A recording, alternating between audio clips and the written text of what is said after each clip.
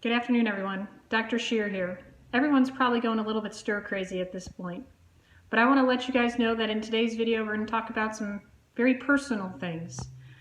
I want to start off though with what's happened that's gone really well in the last 24 hours that gives me hope that as a community we will survive this and come out as an even more cohesive community. I want to give a shout out to a couple of amazing patients of mine. I put out a plea on Facebook for N95 respirators. 2 of my patients in the last 3 days have brought me 26 masks from their own personal collection, whether it's for mowing the lawn or cleaning out grain bins. These masks I am not hoarding. I am actually giving them, after I take the ones I need, to the other providers in this town who were left with none, who had no access to them. This is how a community comes together. And I appreciate what they've done to help me protect myself and the people that I love. Another patient and her boss brought by hand sanitizer for me. Did I hoard these? No. I found out that the postal carriers and the post office workers in the front desk have no hand sanitizer. They are at risk as they're touching a bunch of stuff that sick people could have touched. These things, this is how a community comes together. I also feel very comforted in watching Governor Pritzker, whether you love him or you hate him, or you can tolerate him.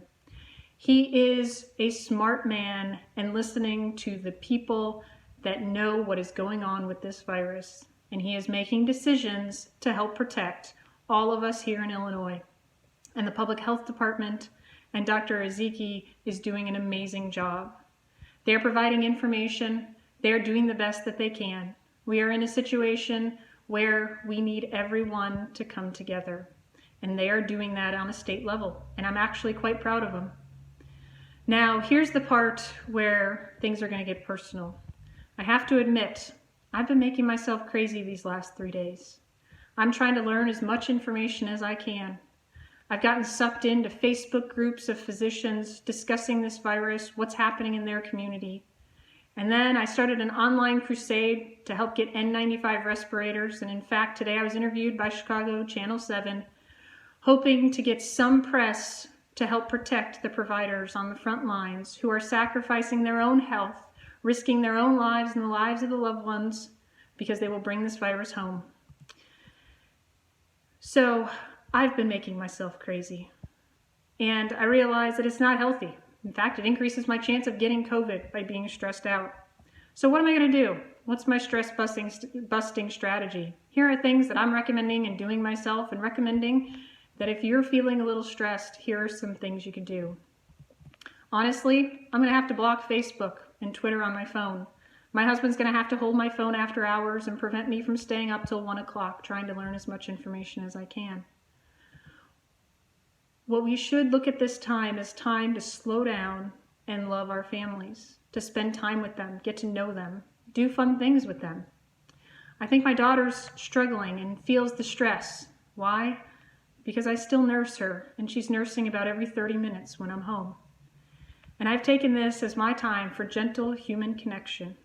We all need this right now, and I need this right now. I recommend, and I will start doing daily exercise. It's a way to boost our immunity. While we shouldn't go to the gym and we shouldn't work out in groups at this point, you can go out for a walk, you can climb a flight of stairs, you can do any YouTube video you can find, or if you have any subscription services that you bought and never used, now is the time.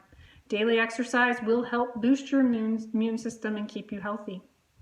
I would highly recommend daily meditation and prayer. Meditation can alleviate stress. It's been known to do that.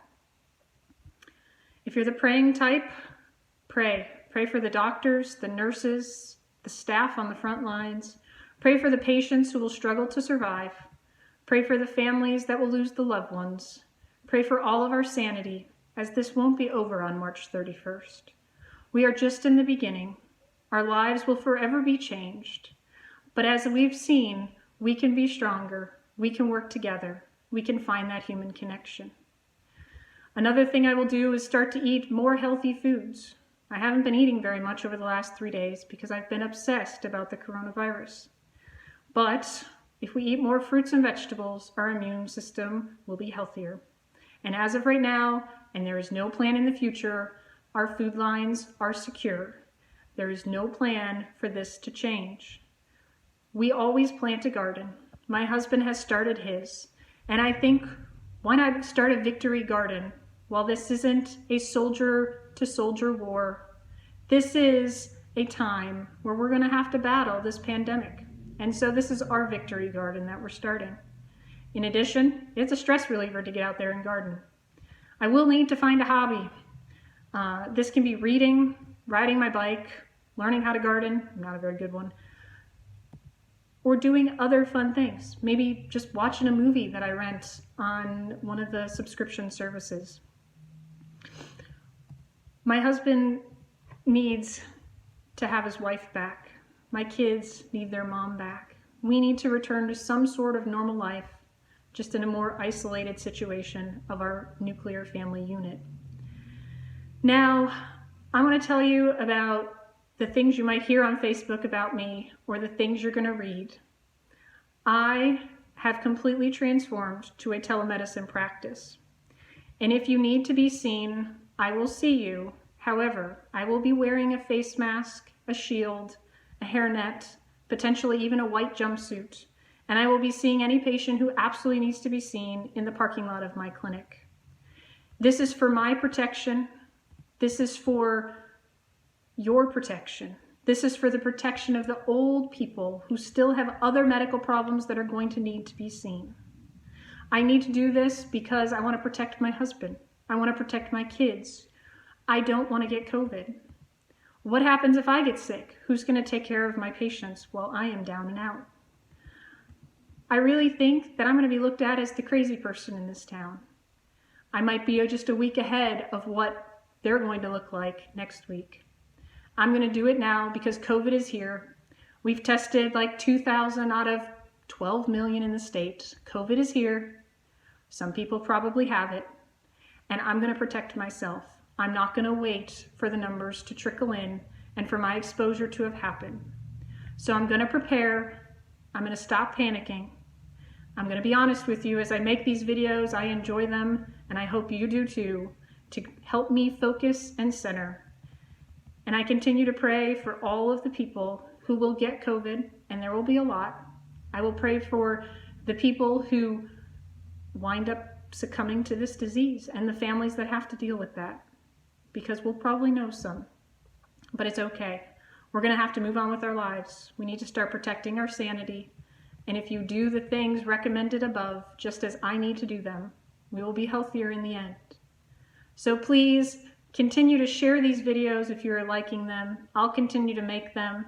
And if you're in the Chicagoland area, at some point you might see this mug on the ABC 7 News. Take care, and I'll see you guys tomorrow.